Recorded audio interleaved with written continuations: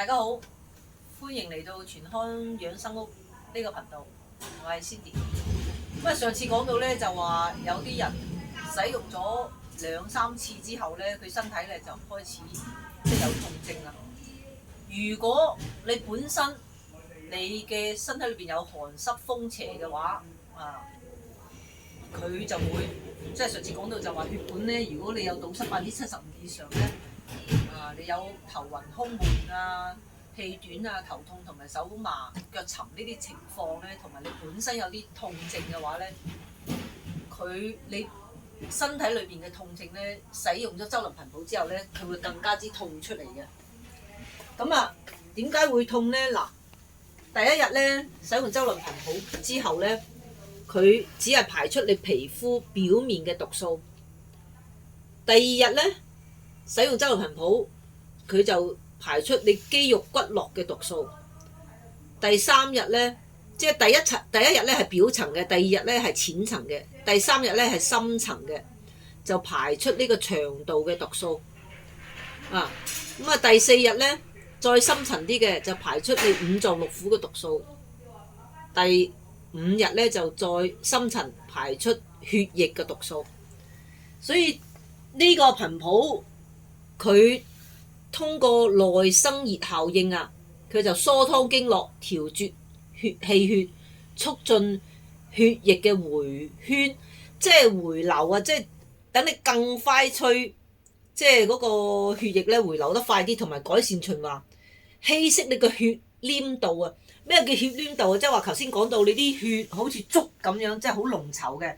咁裏邊咧即係黏度高啦，咁佢會稀釋你嘅黏度，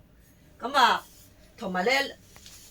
內渴外照咧就促進你嘅新陳代謝。可以內渴即係飲我哋嗰啲輕水、富輕水啦，咁有效排出血管嘅毒素，改善心腦血管嘅供氧嘅情況，淨化血液，避免毒素咧重新再即係喺我哋嘅身體裏邊俾啲細胞再吸收咧，咁就排出毒素就會好好啦。所以有啲客咧，當佢使用咗2-3次嘅時候咧，佢有啲人反應好大嘅，有啲第一日使用咗之後咧，佢就會痛咯，將啲痛症咧痛出嚟嘅，即係佢原本有痛症嘅，佢就會痛出嚟，痛到咧係好痛嘅喎。有個客咧晚黑痛到即係佢隻手痛第一日嚟睇咗之後咧，我已經同佢講咗，你個痛位咧可能會比今日仲要痛，比你原來嘅仲要痛。點解因為佢將你嗰啲壞死裏邊嘅壞死細胞咧，慢慢咁刺激，等佢嗰啲毒素褪出嚟嘛，佢咪會痛咯。就係有啲客咧，佢唔清楚呢個情況，但係我同佢講咗，佢翻去咧就好痛打電話話俾我聽，咁我話叫佢忍耐下，忍一晚，第二晚咧就冇咁痛噶啦。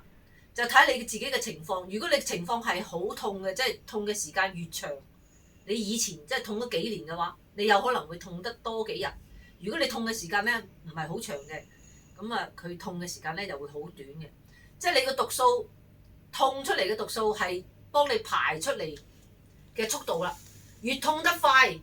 排出嚟嘅速度就越快，即係咁樣。所以佢周林頻譜咧就可以幫你將啲毒素快啲排出嚟。當你排到覺得個人好輕鬆啦，咁你裏邊嘅深層毒素咧都排得七七八八，就係咁樣嘅意思啦。所以有啲朋友咧係